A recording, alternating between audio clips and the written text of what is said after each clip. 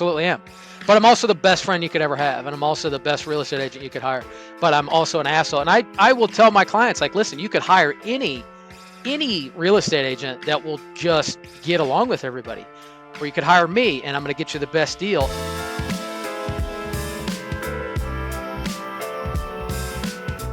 All right, welcome back to the Untrapped Entrepreneur Season 2. I've got David Van Noy here. David and I have been friends for, I think it's going on 14 years. So one of my longer term buddies, one of our members up in the Gents Place in Leawood. David, I'll let David kind of tell you a little bit more about what he does for a living. But man, what I love most about you, I'll tell you, every time I see a Facebook post or any post with you, one is you're always smiling. And then two, you're teaching your kids something. It seems like when I think of David Van Noy, I think of you being a great father and teaching your kids. And so that's cool. I wanted to acknowledge that and let you know that, your reputation precedes you, sir, in a very positive way. Well, that's cool. I'd like that to be my legacy. That's the one thing I'm most interested in at this point. I didn't think that would be what I was best at in my life, but that is probably the coolest job I have. And I love, so that's cool. I appreciate that. Well, hey, for people that don't know about what you do, tell us a little bit more about your business. Of course, Season 2 is all about marriage and business, but give us an idea of what you do for a living and how long you've been doing it, all that good stuff. Well, I'll give you what's most important. I hate that part of a podcast where they're like, tell us your life story. Yeah. I'm a real estate agent. I've been a real estate agent and real estate broker for 20 years. We met because I'm a customer of yours at the Gents Place, a high-end barbershop in Leawood. Mm-hmm. And I've been a happy customer there for, I guess, since before you owned it. Yep. But it's been a much better place since you bought it, 14 years ago? Mm-hmm. And it's a great community there. So that's how we got to know each other. I've lived in Kansas City my entire life. I have 4 kids, and I own my own company now called Van Noy Real Estate. Yep, and DVN, good synopsis, right? DVN, you're affectionately known as. When did you adopt the DVN nomenclature? That's kind of interesting, actually. I read some information on this after we did this, but it was probably 2010 or 11. I had a coach that I worked with who started calling me DVN. And I didn't think it made sense because it didn't feel like me, right? Mm-hmm. But what it turned into was actually my alter ego. And I read a book on alter egos, and I'll think of the name of it much later. And I realized that's the way I used it actually, because the DVN piece was actually the dark, the dark side of me, or the part of me that was, ego driven, Ben. Mm. Okay. There's less of that over time. I remember attending real quick, are you dropping DVN? Is that going away? No, I love that. Yeah. And I use it in the same way I use ego, I guess. I'm a real estate agent. We talk about this as the team all the time, because if I could just not have a sign on my door, make the same amount of money, and nobody knew who I was, I don't know, I might do that, but I'm a real estate agent. So the only thing that works for me is to be in front of people, lead with the ego. And if I didn't have to have a billboard and have to have a big personality and be enthusiastic, I don't know who I'd be. It fits in, but I have to lead with ego sometimes. I just have to watch it and make sure it doesn't get out of control.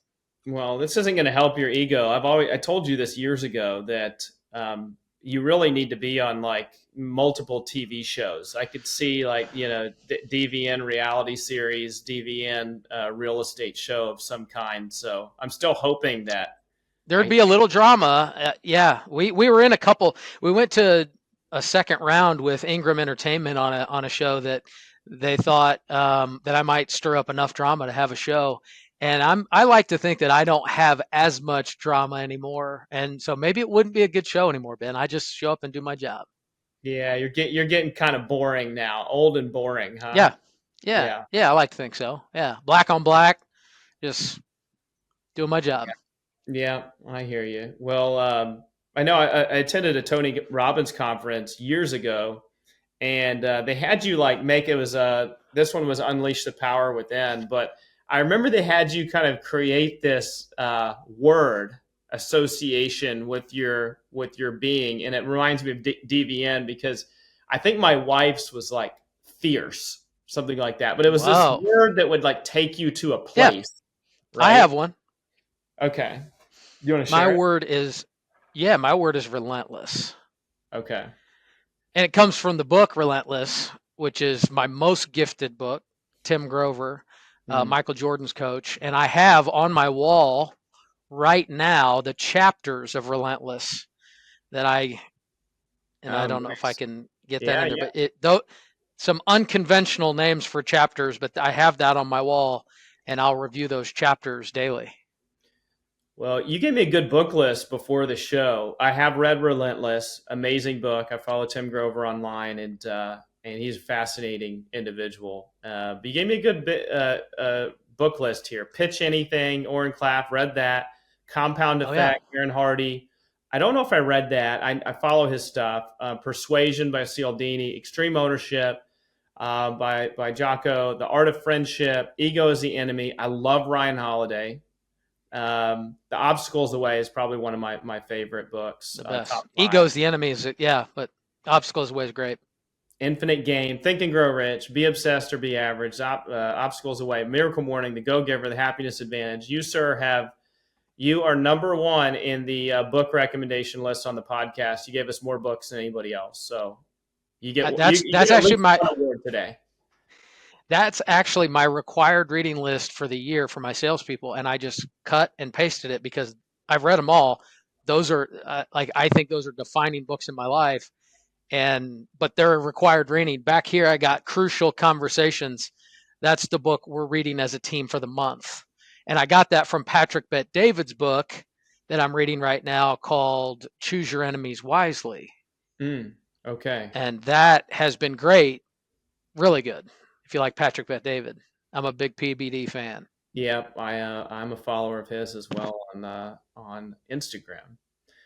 Okay, so Yeah, you've got this real estate, and you really didn't do it service. And I want to just fill in a couple of gaps here, just as a consumer outside looking in. Um, you're not just a real estate agent or real estate broker. One of the things that you've done really well is building a personal brand, and I think that when people how I know that is when I think about you, I have associations, right? I have this association of somebody that is DVN, right? As a father that's riding with his kids in the car, teaching them things, talking to them. I picture someone that is smiling. I picture someone that is always in movement, right? Like I can't imagine when I think of David Van Noy, I can't imagine you sitting still. And so, for those of you that don't know David and want to look him up, I think you're going to find some of these elements of personal branding and having a reputation that precedes you. And so I wanted to mention that is that you're one of my favorite people from that regard. Is I follow you without, I won't like or comment very often, David, but I'm always keeping track of where you are. So hopefully that creeps that's you cool. out a little Yeah, bit. it's And appropriate. there's, Well, you know what happened was when the kids, I started taking them to school when they were really young, took them to preschool and things like that, and we start to have these conversations, and it turned into like I think I want to keep this as a video. Like I'm gonna videotape this, and I started with the one, and then I started taking the four to school when they were kindergarten, and the big one was in first grade, and we'd have these conversations, and I would just call it the V Squad, and of course I'm a coach but in training. I'm a real estate agent, and I'm also I was on the radio for 4 years, so I like to think I'm an interviewer. And then if you add all those things together, what I realized was my coaching came into play with the kids because I just asked them questions and they had the craziest answers. Mhm. And so I started asking them these questions, and it was really thoughtful. And not that I was being thoughtful, but their responses were just so genuine. It was great, and it gave people that followed me on social a chance to see the other side because I'm known as kind of a brash cold caller. Like, they called me the Wolf of Nall Street in Overland Park. Like that's kind of and that's what I would lead with. That's my brand. My brand is like, we're going to kick ass and take names. We don't care what anybody thinks about it. Well, then I'm driving to school with the kids and I'm like, how's it feel when when you share sandwiches and stuff like that? And people are like, you're not an asshole, Yeah. really. You're kind of actually a decent guy. So it kind of took on a life of its own. I have some rules around it. Um, I don't plan it. I don't structure it. We don't film with any consistency. I tell the kids, like, when something's important or something comes up that's a good idea for the show, we'll do it. And if it doesn't, we might just go months at a time without doing it. And that way people don't feel like, oh God, here's this guy trying to sell houses through his kids again. Really not that, but it has allowed people to see who I truly am. Yeah, I think that's really important for people to see that side of things. You can still be an asshole and a great father, by the way. Those aren't Yeah. mutually Oh, I exclusive. am. Yeah. No, I absolutely am. But I'm also the best friend you could ever have, and I'm also the best real estate agent you could hire. But I'm also an asshole, and I will tell my clients, like, listen, you could hire any real estate agent that will just get along with everybody, or you could Hmm. hire me, and I'm going to get you the best deal and make sure that you're structured properly and that you get all your leverage on the table. That's what Hmm. I do. Yeah, I love it. Well, let's talk about being married and running a business, having a family, all of those things. Tell us of the origin story where you two first met, starting out. Oh gosh, we met a long time ago. So I was 19, she was 17. Met at a restaurant. I was hanging out with her cousins. She came walking in, said hi to her cousins. I inquired and said, "What's her name?" And they were like, "None of your business." And so that was kind of how it originated. And then, of course, within a few weeks or maybe they let us go out on a group date, and the rest was history from there. But I guess technically high school sweethearts. I wasn't in real estate at that time. I was in the restaurant business. My family was in the restaurant business. So um, I was working at a bar and working at a restaurant and waiting tables and things like that. And she played softball in college soon after that. So that's kind of where we started. Then we got married almost 20 years ago. So 19 years ago, to be 20 years in September. I was 23. She was 21. So even then, that was pretty young to be married. Hmm. So I kind of feel like we grew up together, and we're incredibly different people now, I think, than we were then. But um, it took us 6 or 7 years to start a family, probably because she didn't really trust me to be in that role, and maybe I wasn't ready for it. Do I really But want another one of those people? Yeah, I'm sure she was yeah, asking. should I? Yeah, yeah. No, she was honestly asking that question, and I think at that moment she was right to ask it. Um, Yeah, that's good. Hey, we have a lot more in common than I realized too. So, my wife and I got together when we were 16, so younger teenagers. Got married early, so 21. I think I was 22. She was 21. But she's a state champion softball player too. Never went and played college. wow. Oh wow. But yeah, we got a softball connection there as well. That's Uh, interesting. Yeah, my wife was D1, so she was pretty good. yeah, nice. Okay, so she's not. You mentioned before the show, she's not part of the business. She's not an entrepreneur. She's not kind of oriented that way. Um, has that been the most challenging part of just being married and being in business? Is just kind of completely different type of mindset and orientation, or if not, what has been the most challenging part of just generally I being married and being a business owner? I wouldn't call that the most challenging part. I would call that the most essential part for me, because we're very different. She's a nurse in training. She's a nurse manager, and she works 3 days a week as a nurse manager. Incredibly different. Can you hear that sound? Mm-mm. Nope, Okay, good. you're good. It's just on my end.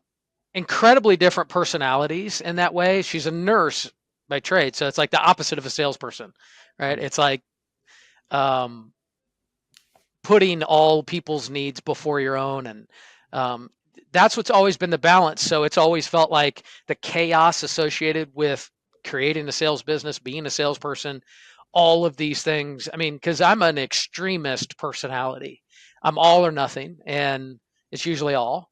Mhm. And she's a very balanced person in the sense that uh, her upbringing was fairly um, uneventful. Good parents. did the right things, sent her to school, went to college, got a good job, did all the stuff that she was supposed to do. So that's, and I was more unconventional in that, right? So I found sales at 23 years old when someone recruited me to real estate, and it was like, let's throw a bunch of stuff at the wall and see what's going to work. And so it's like entrepreneurship at its rawest form, because I had to make every mistake along the way. And so she rode the wave with that. And I think that if we would have both been anywhere near that personality style, it'd be two bonfires instead of one fire hose and one bonfire. And Mhm. I think that's probably a big part of our success, is that fact. Well, so what role has she played in your business? Is she like completely out, David? I don't want to know what you're doing. Like, you do your thing, I do mine. Has it been an advisor type of role, something different? How has she kind of fit into your life as an entrepreneur? Well, I'd say over the years, she's played a couple of different roles when I was looking for feedback. A supporter is what a distant supporter is in terms of the business, I would say, is what she's always been. Meaning, I might have a vision board up on my mirror, and I might have 16 books that I'm trying to read, and a coach that wants me to do something extreme, and she's not wired that way. So she's like, whatever, whatever. I'm here for it. If we gotta go on a diet or read some books or go to bed early or whatever we're doing, so I would call her a supporter in that way. Um, but never involved in the business.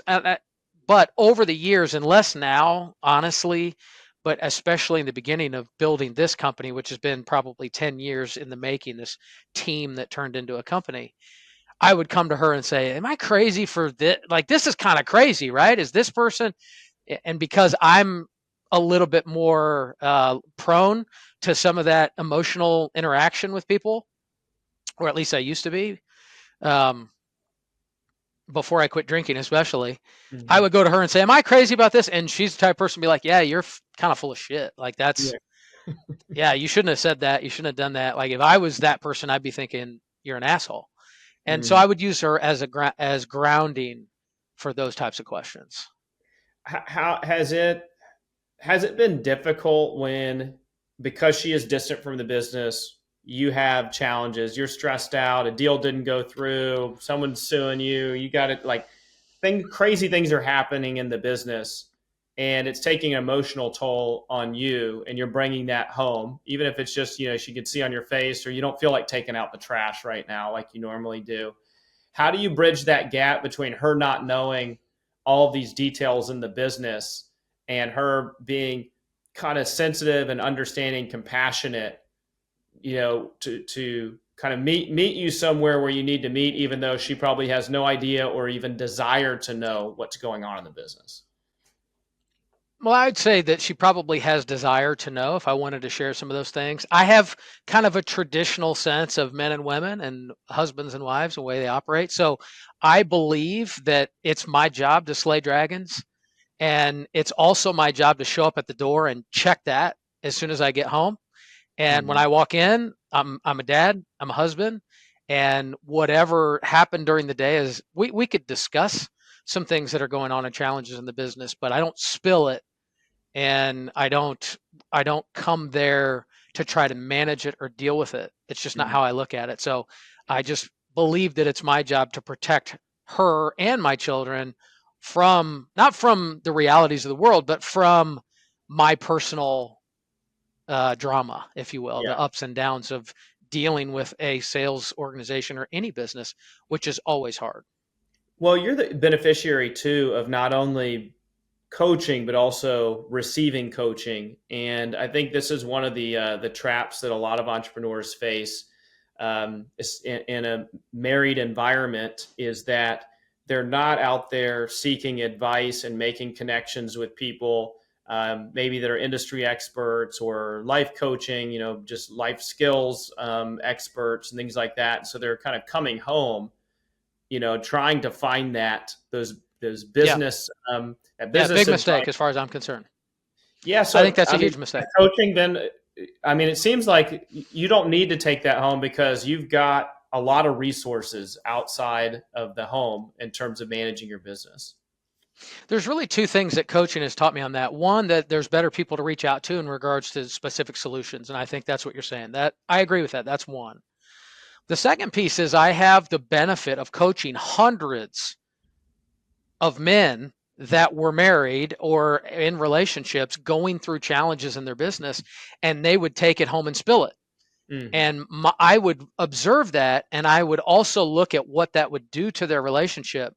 And so I would give them, at this point, I would give, if I'm coaching a guy in that situation and he's married and children or no children, I'm going to say, that's not where that belongs. And it can often be misunderstood like, well, does that mean you don't talk to your wife about anything? It doesn't mean I don't talk to her about things, but I believe that men and women deal with certain issues inside the business differently, or at least they do in my marriage. And I don't believe, as a good example, this place could be burning down. I could fire every single person on this team and go to bed at night, sleep fine, knowing tomorrow I'm going to start over and I'm going to kick ass and make it happen. She'd stay up all night worried about it. So I feel like I have an obligation not to come home and say, I fired everybody, I'm starting over. Whatever that is, I feel like it's a protectionary measure for her. Not that she wouldn't say, tell me what's going on and let me see if I can help, but they rely too much emotionally on whoever's there, and sometimes it's a wife, sometimes it's I don't know what else, maybe some other type of relationship that's not a stable, non-emotional coach or mentor type relationship, and they just lean on it too much, Yeah, and you it know and it that causes problems in the relationship. I think that's a big struggle and potentially a trap, a very formal trap actually, because if you grew Yeah, up it's a good way to together say it. like we did as kids, really, and helped raise each other, you find yourself saying, "We do everything together. We tell each other everything," and you're like proud of that. Like we've been together since we were teenagers. We tell each other everything. We do everything. We help raise each other. But what you're saying is, there you shouldn't say everything that's going on in your business, because especially you're giving them one little piece and it's like the bad part without any of this Yeah, other yeah. context, which could freak I them think out. that's a perfect way to say it. Yeah, and I don't think that people deal with things in the same manner, and they don't deserve that. And also, what I observe in a coaching sense in some of the people that do it habitually is, there's a principle that's understood by a lot of people in psychology, that there's no such thing as venting. Venting is not a productive. I think this might have been from Obstacle is the Way, the book that you Maybe talked so. about earlier. It's a book on stoicism, right? And I think maybe he provided a modern example of venting where people think, but what your only thing that happens when you vent is you bring life to the problem and make it bigger than it needs to be. So taking that to anyone else in a sense, and a lot of times a relationship, in a marriage relationship, it's more about venting on certain things, right? Because men are known for just trying to solve the problem, and women are like, no, I just wanted you to listen, right? Hmm. Well, that's called venting, Hmm. because trying to solve problems is coaching or mentorship, right? So a relationship is listen to this bullshit, and Yeah.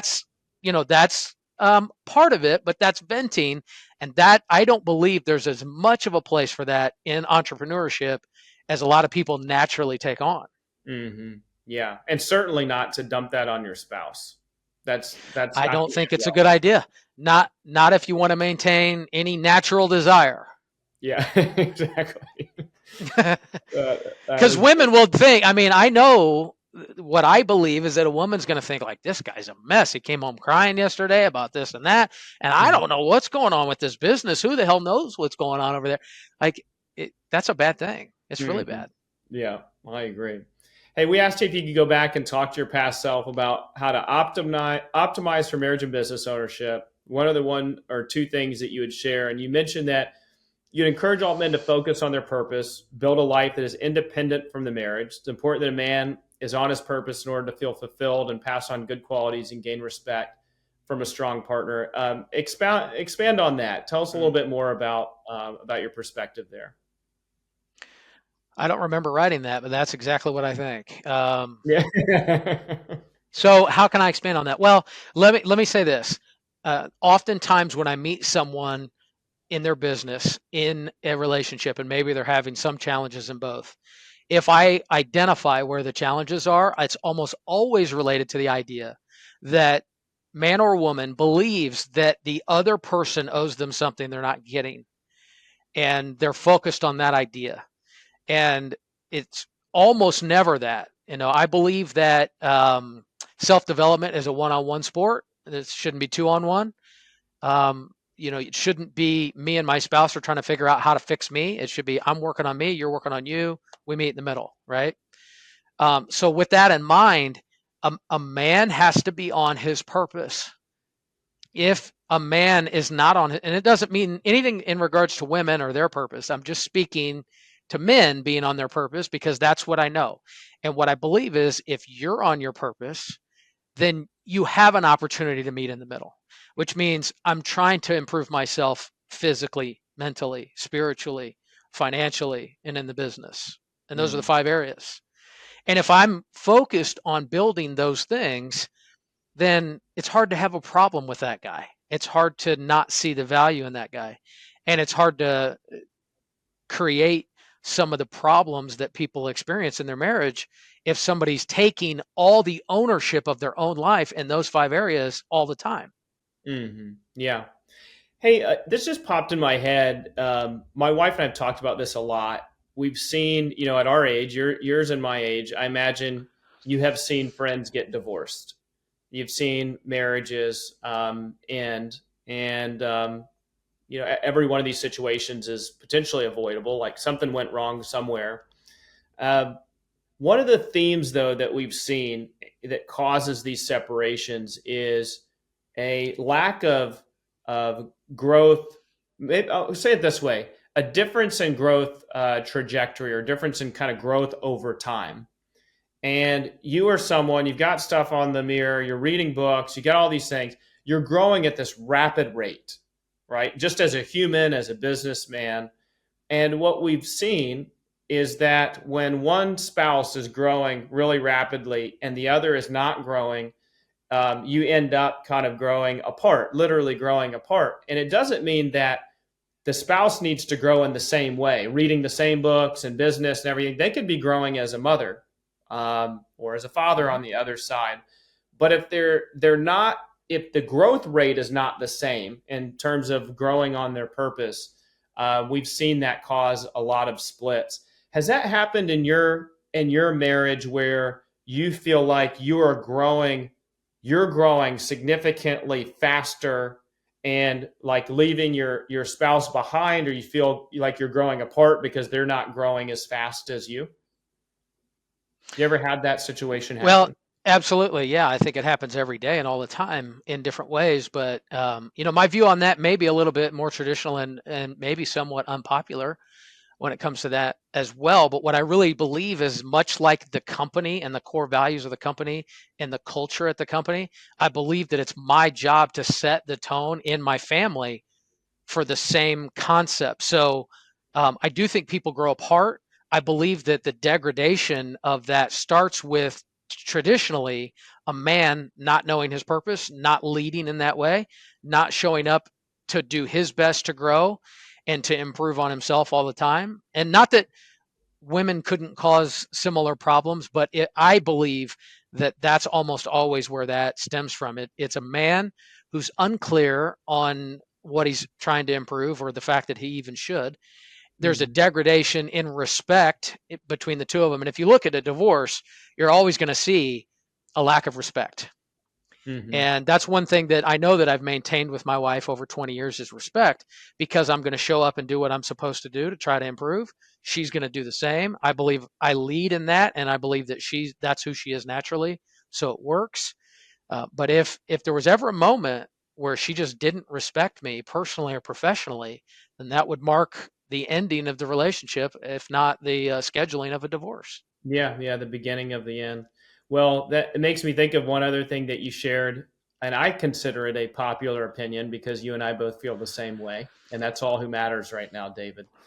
Fine. You said unpopular opinion: masculine men are a dying breed. Um, Man, Yeah. like It's true, and I wish it wasn't true. And I think you are everything that you've shared today so far is trying to turn the ship in the right direction. And the Gents Place is all about trying to build men up and be the be a man, like be someone who is a leader in the family and a leader in business and a leader of yourself.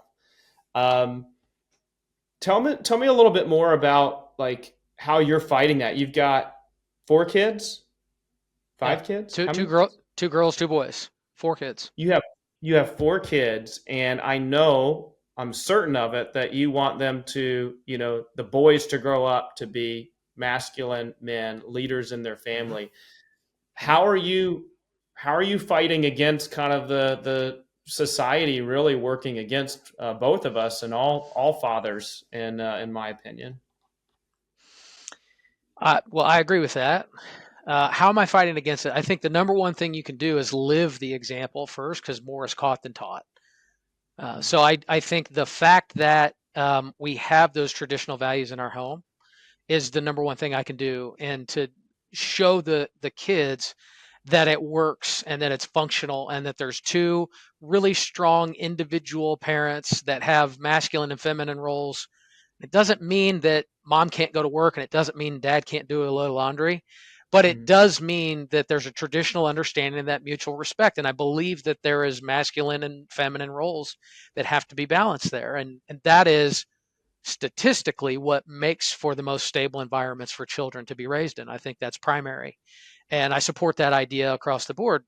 Um, and I think the second part of what you asked me is how I do it with the children or in the office.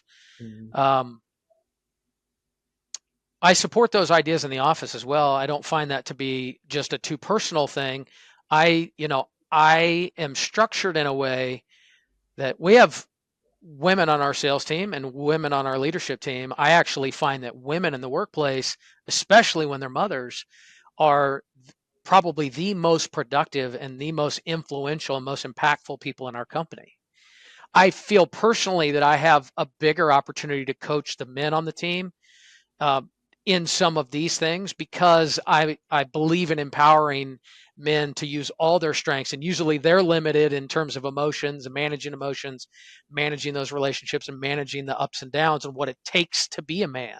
Mm-hmm. And a woman is challenged in different ways, and usually from a bit just in a business sense, I'll stick with coaching them on metrics and numbers and things that sometimes doesn't necessarily come as natural in terms of running their business. I mean, they understand numbers just the same, but in Mm-hmm. terms of way they can operate in the business, we focus more on that. So the way that we fight, um, it's a little bit different, and I've kind of mixed the answer up. That's how I handle it in the office. That's the culture that we try to provide in the office. With the kids, um, they're running against these people every day that are trying to give them bad ideas about everything. And I believe that I have an obligation to speak up, even if it's unpopular, just much like some of the conversations we've had here. And I have videos that I've posted on this where I've asked them the difference between boys and girls, and Mm-hmm. what my girls think girls should be doing, what my boys think boys should be doing. And there's I guess there's a strong movement to try to confuse them in the idea that it's the same, or that it Mm-hmm. has to be the same. And if it's not the same, then there's something wrong with that. And now my wife is a strong, independent person, goes to work every day, not every day, but has 3 days a week that she goes to work, and she's, strong in her thoughts, and um, strong in everything she does. And she's a strong example for the kids. Um, so it's not that I believe that a woman has a place and a man is in charge of everything. That's not what I think. But I do think that men and women have, the way I explained it when I was talking to my kids recently, and I heard this somewhere and I can't remember to cite it, but what I told the kids was, we don't have equality in experience. We have equality in value. So men and women are equal in terms of their value when they're born. I believe that. And I don't see women any different when I hire, when I fire. I don't Mm-hmm. see that. That's not even a thing for me. I don't really believe there's any bias there whatsoever. The value is the same. The experience is different. What it's like to be a man and what you experience biologically as a man is different than what you experience as a woman. And so you have to address things differently. Right? The girls are going to experience life differently than the boys are. That's what Mm. we that's the way that I try to combat that idea, is to at least work through that fact. And I believe that's a fact. I believe that's a fact. Men and women are different. Like, let's all just meet there as a starting point. They're different, right? They experience life differently. They have different body parts. They're different in so many ways, similar in some, different in others. Um, so that I totally agree with that. And the other thing that that you shared, that even from a management perspective, like some of my leaders come to me and say, well, I'm having all of these issues and what should I do? And it's really clear to me what the answer is. And I ask it in the form of a question. It's like, what are Yeah. you doing there? How are you showing up in this particular area? Right? People are running late. They don't show up to work on time. Do you show up to work every day on time? Well, I mean, most of the time I'm like, okay, and most of the time they're Yep. showing up on time, but sometimes they're not, right? And so Yep. modeling that behavior that you want to see in your kids, in your business, it's like be the master of oneself as a starting point before you try to master everybody else out there. The other thing too, David, that I feel like is a cornerstone of succeeding in marriage and business, which you've clearly laid out, is just having some sort of foundation. That foundation could be different from family to family. There's different dynamics and belief systems, everything else. But if there aren't these core principles, some sort of pillars, something that you come back to, is a set of family values? Is it the role of the wife and the husband? Is it how we show up as a family? Um, if there's a lack of foundation, it's just utter chaos. I mean, that goes to business perspective, et cetera. Imagine at your business, you have core foundational parts of the business. There's values, there's a mission, there's vision, there's all of these things that people can always come back to, right? That we all have to It's right here believe on my in. wall. I have it right here. And I recruit to it. I coach with it. I look at it every day, and I make sure that back to what you said, to tie some of those things together. I believe I have to be the best employee that this company has. That's my core foundational belief. I speak that to my team, and I recognize that that's not always the case in every single area, but I voice that that's my intent. And I Mm-hmm. also communicate to them clearly that we have these core values and that we're recruiting people that exude all these core values. And some of them are coachable opportunities and some of them are deal breakers. If you want, I can go through them real quick and tell you which ones Yeah, I think shout are them most out, man. important. So we got 9 of them. Trustworthy, focused, determined, transparent, accountable, relentless, lighthearted, coachable, and team player. So these are 9 things that you would have to be in order to be recruited initially. Now, trustworthy and coachable are deal breakers. If you're not trustworthy, exude any behavior that we don't find to be trustworthy, then you're immediately not a member of this team, because that's something that's a requirement. That's an immediate eject. Mm-hmm. Coachable, the same. If you're not here to grow, because that's what we all have in common at my company, is we're all trying to get better at something. And if you're not coachable and you're not open to that conversation, then you're missing a really important element to see the value that we actually provide as a group. The rest Mm-hmm. of them you can coach or at least work towards: accountability, transparency, determined, things like that. You can have levels 1 through 10, and we can coach you on those things. Yeah, I love that. And wrapping up here, sometimes I have, and I didn't tell you about this. It's going to be a surprise, but there's going to be a commercial break, and we're not going to stop for it, David. You know the brand that I'm Oh, pitching here, so I'm going to go okay. to commercial break right now. But David, I want you to think of just one parting question and answer for you. Is going back to um, kind of your coaching realm. You've got a 22, 23-year-old DVN, freshly married, starting in his own business, whether it's real estate or something else. hey man, these are the things that I wish I knew when I was your age. Here's a heads up on one or two or three things, whatever you want to share to give some advice to your younger self. So think about that. Well, I ask you that in closing. The Gent store. I know you've gotten pummeled with emails. Hopefully, you're on our email list, and I'm just pummeling Of you at course. thegentstore.com. So Yeah. thegentstore.com launched recently. We have over 3,000 products on there. It's growing every day. We're going to be selling motorcycles. I mean, it's going to be pretty crazy. I've been And as surprised at some of the things I've seen you selling on there. And really, the most surprising thing is I look at it and I think that's stuff I actually want to buy. So yeah, I think it's working. well, we're excited about it, and 20% of your purchases convert into an annual membership credit, so you can earn down your renewal over time, which is great. And if you're not in a I Gents love Place, that. well, I know because you pony up your renewal every year, so trying to get you down to I love zero, to.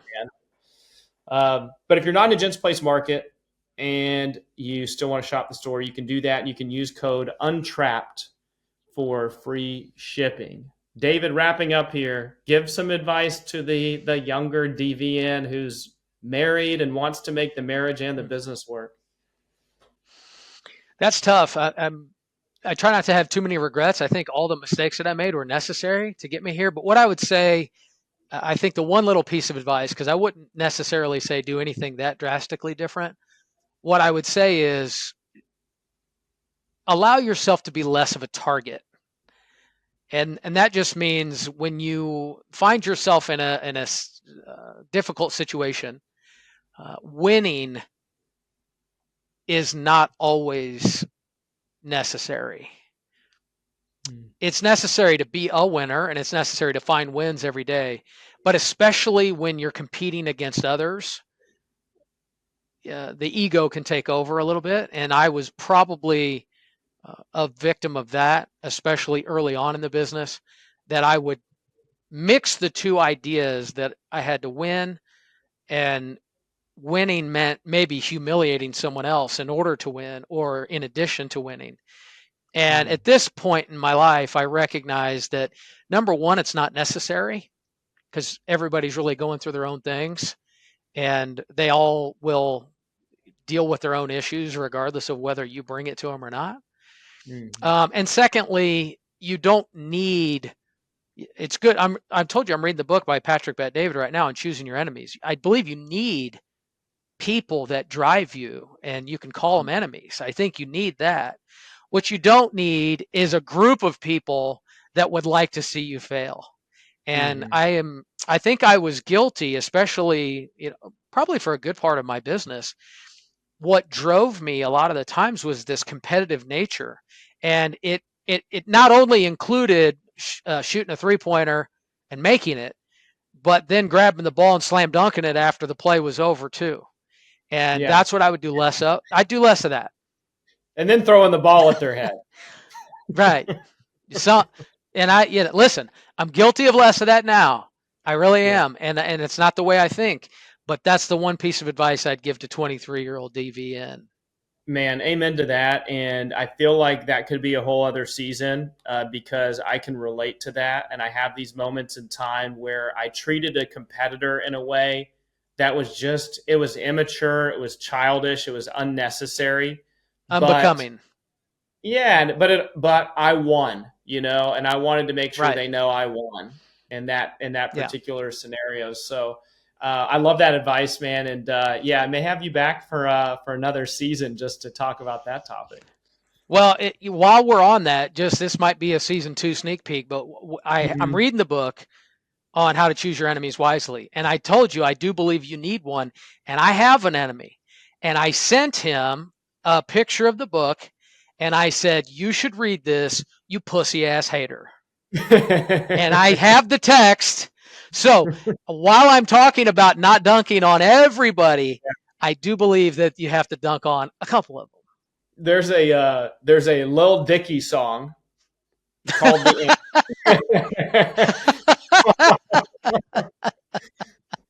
and Great segue. I've been waiting for a moment in time to announce that I Drop it listened to right there. Lil Dicky, right? Called Oh, the called the Antagonist, and it's one of my favorite songs, and it's so goofy, but Wow. it talks about this topic of he needs an antagonist to be his best.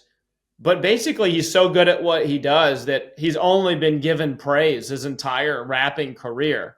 And he's still Yeah. looking for that antagonist. And then because there's no one there, he makes up the story about people attacking him so that it causes him to be his best. So I totally agree with you that you need an antagonist, you need you need competition, but there's a way to go about it that doesn't ruin your soul in the process. Yes. You can still have a great level of mutual respect. That's what it talks about in the book that I think is important is I actually have a great level of respect for the person that I just told you that I sent the text message to. I Yeah. don't know if it's mutual. I don't suspect that it is. I really truly do have a friendship and a mutual level of respect for this person. And I do believe he's doing some things better than me, which is why he is able to be a valid enemy. Yeah. Yeah. It's actually an honor, right? And Yeah, it should be. it's a Yeah, sign of respect to call somebody your enemy. it's beautiful. Yeah, I like that. Okay. We'll hold that for maybe season 3 and beyond. David, good to see you, man. It's been a while. Next time I'm in Kansas City, you're my Let's do guy. it. You're the first person I call. Thanks for the time, man. All right. Thanks, buddy. Appreciate you.